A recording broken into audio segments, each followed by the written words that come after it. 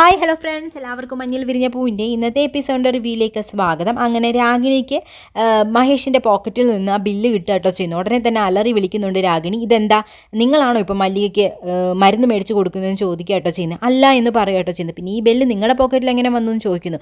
അത് ചിത്തിര മേടിച്ച മരുന്നിൻ്റെയാണ്, അതെൻ്റെ പോക്കറ്റിൽ ബില്ല് വന്നു എന്നേ ഉള്ളൂ. ചിത്തിര മരുന്ന് മേടിച്ച ചിത്തിരയുടെ കയ്യിലല്ലേ ബില്ല് വരേണ്ടത്, നിങ്ങളുടെ കയ്യിൽ എങ്ങനെ വന്നു? ഇപ്പം എനിക്ക് മനസ്സിലായി, 10-12 വർഷമായിട്ട് നിങ്ങളുടെ കയ്യിൽ 5 പൈസ ഇല്ലാത്തതിൻ്റെ കാര്യം എന്താ, എല്ലാം അവർക്ക് വേണ്ടി ചിലവാക്കിക്കൊണ്ടിരിക്കുകയല്ലേ എന്ന് പറയട്ടോ ചെയ്യുന്നത്. അപ്പോൾ ഉടനെ തന്നെ മഹേഷ് പറയുന്നുണ്ട്, ഇനി നിന്നോട് പറയാതിരുന്നിട്ട് കാര്യമില്ല, ഇനി ആ രഹസ്യം ഞാൻ നിന്നോട് പറയാം, ആരോടും പറയണ്ടെന്ന് വിചാരിച്ചാന്ന് പറയുന്നു. മല്ലികാമ്മയ്ക്ക് നമ്മൾ ഉദ്ദേശിക്കുന്ന പോലത്തെ ഒരു അസുഖമല്ല, വളരെ മാരകമായ രോഗമാണ്. എപ്പോൾ വേണമെങ്കിലും മല്ലികാമ്മയുടെ കാഴ്ചശക്തി നഷ്ടപ്പെടാം. അതുകൊണ്ട് ചേച്ചിക്ക് വലിയൊരു ഓപ്പറേഷൻ നടത്തണം, അതിന് ഭീമമായ തുകയും വേണമെന്ന് പറയാട്ടോ ചെയ്യുന്നത്. ഇത് കേൾക്കുന്ന രാഗിണിക്ക് സങ്കടം തോന്നുന്നുണ്ട് കേട്ടോ. മനുഷ്യപ്പറ്റൊന്നും ഇല്ലാത്ത ആളല്ല രാഗിണി, മനസ്സലിവും ഉണ്ടാവുന്നുണ്ട് കേട്ടോ. അങ്ങനെ വലിയ ഓപ്പറേഷൻ എന്ന് പറയുമ്പോൾ എത്ര തുക വേണ്ടി വരുമെന്നൊക്കെ രാഗിണി ചോദിക്കുന്നുണ്ട്.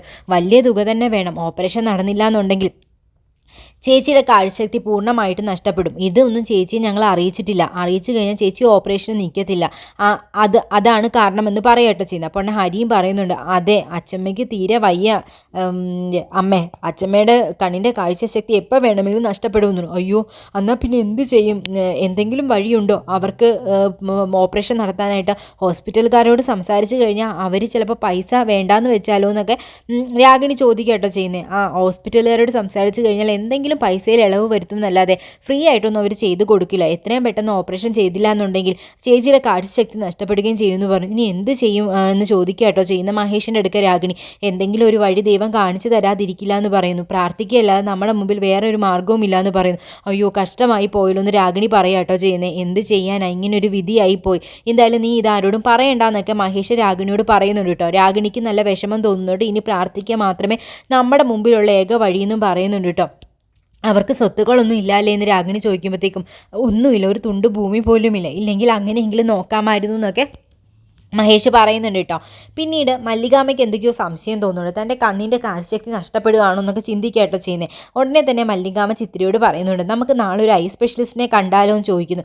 എന്തിനാ അച്ചമ്മേ, അതിന് അച്ചമ്മയുടെ കണ്ണിനൊരു കുഴപ്പവും ഇല്ലല്ലോ എന്ന് ചിത്തിര പറയാട്ടോ ചെയ്യുന്നത്. അപ്പോൾ ഉടനെ തന്നെ അങ്ങോട്ടൊന്നും പറയണ്ട, എൻ്റെ കണ്ണിന് എന്തോ ഒരു കുഴപ്പമുണ്ട്, കണ്ണാണ്, എന്തെങ്കിലും പ്രശ്നം ഉണ്ടായാൽ പിന്നെ കാഴ്ചശക്തി പൂർണ്ണമായിട്ട് നഷ്ടപ്പെടും, പിന്നെ തിരിച്ചു കിട്ടാനൊന്നും പോകുന്നില്ല, അതുകൊണ്ട് നമ്മൾ സൂക്ഷിക്കണം. Prevention is better than cure എന്ന് എപ്പോഴും പറയുന്ന ആളാണല്ലോ. ഇപ്പോൾ ഇതിനെപ്പറ്റി പറയുമ്പോൾ എന്താ ഒരു ഒരു ഒരു മടി എന്ന് ചോദിക്കാട്ടോ ചെയ്യുന്നത് മല്ലികാമ്മ. അപ്പോൾ ഉടനെ തന്നെ ചിത്തിര പറഞ്ഞു, മടിയൊന്നുമില്ല, ഞാൻ പറഞ്ഞു എന്നേ ഉള്ളൂ എന്ന് പറയാട്ടോ ചെയ്യുന്നത്. പക്ഷേ ചിത്തിരയ്ക്കറിയാം, ഡോക്ടർ എങ്ങാനും സത്യം മല്ലികാമ്മയോട് പറഞ്ഞു കഴിഞ്ഞു കഴിഞ്ഞാൽ പിന്നെ അച്ചമ്മ ഓപ്പറേഷന് തയ്യാറാവത്തില്ലെന്നും അത് കൂടുതൽ പ്രശ്നമാവുന്നൊക്കെ. ഇനി എങ്ങനെ ഈ പ്രശ്നത്തിൽ നിന്ന് തടി തപ്പുമെന്ന് ആലോചിക്കുക. പിന്നീട് ചിത്തിരയാണെങ്കിൽ മല്ലികാമ്മയോട് പറഞ്ഞു, അച്ചമ്മ ഒന്ന് കണ്ണടച്ചിട്ട് കഞ്ഞി എനിക്കൊന്ന് വിളമ്പി തന്നെന്ന് പറയും. അങ്ങനെ ചിത്തിരയുടെ നിർബന്ധത്തിന് വഴങ്ങി മല്ലികാമ്മ കണ്ണടച്ച് ചിത്തിരയ്ക്ക് കഞ്ഞി വിളമ്പി കൊടുക്കട്ടോ ചിന്ത. ഇത്രയേ ഉള്ളൂ. അപ്പം അച്ചമ്മയ്ക്ക് കണ്ണ് കാണാതെ ഇതൊക്കെ ചെയ്യാൻ പറ്റും, പിന്നെ എന്തിനാ വിഷമിക്കുന്നതെന്നൊക്കെ ചോദിക്കട്ടോ ചെയ്യുന്നത്. കണ്ണ് കണ്ടുകൊണ്ടുള്ളതും കണ്ണ് കാണാതെ ഉള്ളതും രണ്ടാണ് ചിത്തു, മര്യാദയ്ക്ക് അപ്പോയിൻമെൻറ്റ് എടുത്തോണം എന്ന് പറയുമ്പോഴത്തേക്കും ചിത്തിര പറയുന്നുണ്ട് ശരി എന്ന് പറയാട്ടോ ചെയ്യുന്നത്. പിന്നീട് ഷാജിയോട് ഈ കാര്യം പറയാട്ടോ ചെയ്യുന്നത്. ഐ സ്പെഷ്യലിസ്റ്റിനെ അച്ചമ്മ പോയി കണ്ടു കഴിഞ്ഞ് കഴിഞ്ഞാൽ അച്ചമ്മ ഈ രോഗത്തെപ്പറ്റി അറിയും, പിന്നെ അച്ചമ്മ ഓപ്പറേഷൻ നിന്ന് തരില്ല, നമ്മൾ വിചാരിച്ച പോലെ കാര്യങ്ങൾ നടക്കില്ല എന്ന് ചിത്തിര പറയുന്നു. അപ്പം ഇനി എന്ത് ചെയ്യുമെന്ന് ഷാജി ചോദിക്കാട്ടോ ചെയ്യുന്നത്. അപ്പോൾ ഉടനെ ചിത്തിര പറയുന്നുണ്ട്, ഒരു വഴി മാത്രമേ ഉള്ളൂ, നമുക്ക് അറിയാവുന്ന ഒരു ഐ സ്പെഷ്യലിസ്റ്റിനെ കണ്ടെത്തണം, എന്നിട്ട് അയാളോട് പോയി നമ്മൾ എല്ലാ കാര്യങ്ങളും തുറന്നു പറയണം, അച്ചമ്മയുടെ രോഗവിവരത്തെപ്പറ്റിയും പറയണം, എന്നിട്ട് അച്ചമ്മയും കൊണ്ട് പിന്നീട് പോകണം. പിന്നെ എന്തെങ്കിലും ഒരു അച്ചമ്മ വിശ്വസിക്കുന്ന ഒരു ന്യായം പറഞ്ഞ് നിൽക്കാനായിട്ട് നമുക്ക് ആ ഡോക്ടറിനോട് പറയാമെന്ന് പറയുന്നു. അപ്പോൾ ഉടനെ ഷാജി പറയുന്നുണ്ട്, ഐഡിയൊക്കെ കൊള്ളാം, പക്ഷേ ആരെങ്കിലും നമുക്ക് വേണ്ടി ഇങ്ങനെയൊക്കെ ചെയ്യുമോ? അതിനാണ് അങ്കിളെ ഞാൻ പറഞ്ഞത്, നമുക്ക് അറിയാവുന്ന ഒരു ഐ സ്പെഷ്യലിസ്റ്റിൻ്റെ അടുക്കിലേക്ക് പോകണം. നമ്മൾ അച്ചമ്മയുടെ കാര്യങ്ങളൊക്കെ പറയുമ്പോഴും നമ്മളുടെ അവസ്ഥ പറയുമ്പോഴും അയാൾ അത് സമ്മതിക്കാതിരിക്കില്ല എന്ന് പറയാട്ടോ ചെയ്യുന്നത്. അപ്പോഴേക്കും ചിത്തിരയ്ക്ക് ആ ഒരു ഐഡിയ പറയുന്നത് കേട്ടിട്ട് ഷാജിക്ക് സന്തോഷമാവുന്നുണ്ട്. എന്തായാലും ഐ സ്പെഷ്യലിസ്റ്റിനെ കണ്ടെത്തുന്ന കാര്യം ഞാൻ ഏറ്റു, നമുക്ക് എത്രയും പെട്ടെന്ന് അയാളെ പോയി കാണാമെന്നും ചിത്തിരയോട് പറയുന്നുണ്ട്. നമ്മൾ വിചാരിച്ച പോലെ തന്നെ കാര്യങ്ങൾ നടക്കുമെന്നും മല്ലികാമ്മ വിവരം അറിയത്തില്ല എന്നും പറയുന്നു.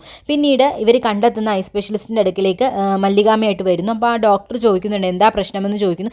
ചില സമയത്ത് കണ്ണിനൊരു മങ്ങൽ വരുന്നു, അപ്പോൾ ഒന്നും കാണാനായിട്ട് പറ്റുന്നില്ല എന്ന് പറയുന്നു.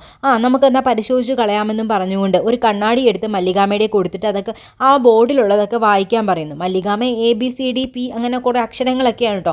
അതൊക്കെ മല്ലികാമ വായിക്കാനായിട്ട് ശ്രമിക്കുന്നുണ്ട്. പക്ഷെ കുറച്ച് കഴിയുമ്പോൾ അങ്ങോട്ട് വായിക്കാൻ പറ്റുന്നില്ല കേട്ടോ. അപ്പോൾ ഉടനെ തന്നെ ഡോക്ടർ പറഞ്ഞു ഞാനൊന്ന് നോക്കട്ടെ എന്നും പറഞ്ഞുകൊണ്ട് ടോർച്ച് അടിച്ച് കണ്ണിലൊക്കെ പരിശോധിക്കുന്നുണ്ട്. പരിശോധനയ്ക്ക് ശേഷം എന്തെങ്കിലും കുഴപ്പമുണ്ടോ എന്ന് മല്ലികാമ ചോദിക്കുന്നുണ്ട് കേട്ടോ. ഒരു കുഴപ്പമില്ല, ഇത് തിമിരത്തിൻ്റെതാ.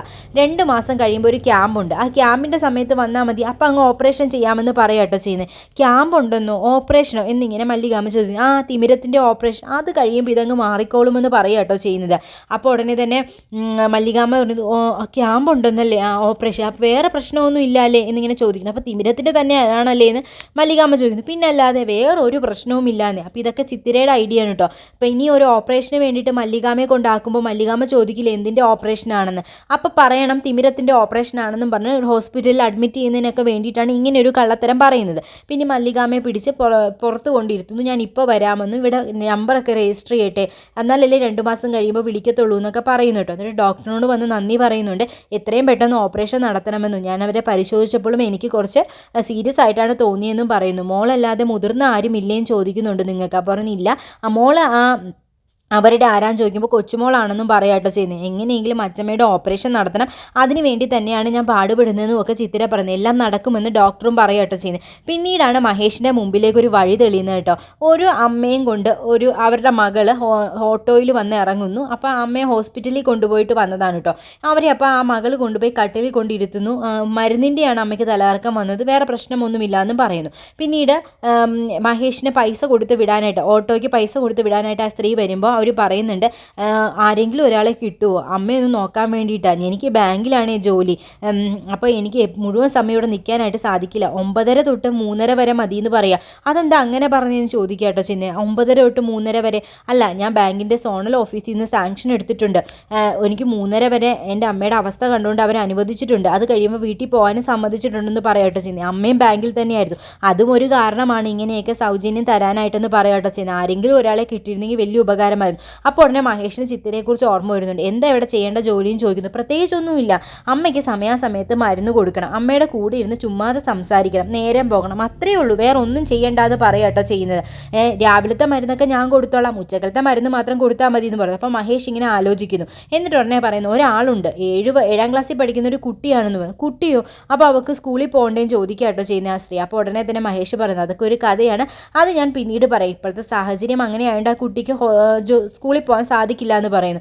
എന്നാൽ പിന്നെ ആ കുട്ടിയോടൊന്ന് സംസാരിച്ച് നോക്കൂ, ഇവിടെ പ്രത്യേകിച്ച് പണിയൊന്നുമില്ല, അതുകൊണ്ട് അവൾ വന്നിവിടെ നിന്നോട്ടെ, ശമ്പളമൊക്കെ യുക്തിപൂർവ്വം കൊടുക്കാമെന്നും പറയാട്ടോ ചെയ്യുന്നത്. എന്തായാലും ഞാൻ അവളോട് സംസാരിക്കാമെന്ന് മഹേഷ് പറയുന്നു. പിന്നീട് ചിത്തിരയോട് കാര്യം വന്ന് പറയുന്നു. ചിത്തിരയ്ക്ക് ഭയങ്കര സന്തോഷമാവുന്നുണ്ട്. ഞാൻ പറഞ്ഞില്ലേ മാമ വഴി തെളിയുമെന്ന്, ഇപ്പോൾ വഴി തെളിഞ്ഞത് കണ്ടോ എന്ന് ചോദിക്കാട്ടോ ചെയ്യുന്നത്. എന്തായാലും അവിടുത്തെ ആ അമ്മൂമ്മയെ നോക്കണം, അത്രയേ ഉള്ളൂ എന്ന് പറഞ്ഞു. ഞാൻ എൻ്റെ അച്ഛമ്മയെ പോലെ തന്നെ നോക്കിക്കോളാം, അതൊക്കെ ഞാൻ ഏറ്റു, അവരോട് മിണ്ടിയും പറഞ്ഞ് ഇരുന്നാൽ മതി, വേറൊരു ജോലിയുമില്ല, പിന്നെ അവർക്ക് മരുന്നും എടുത്ത് കൊടുക്കണമെന്ന് പറയാട്ടോ ചെയ്ത്.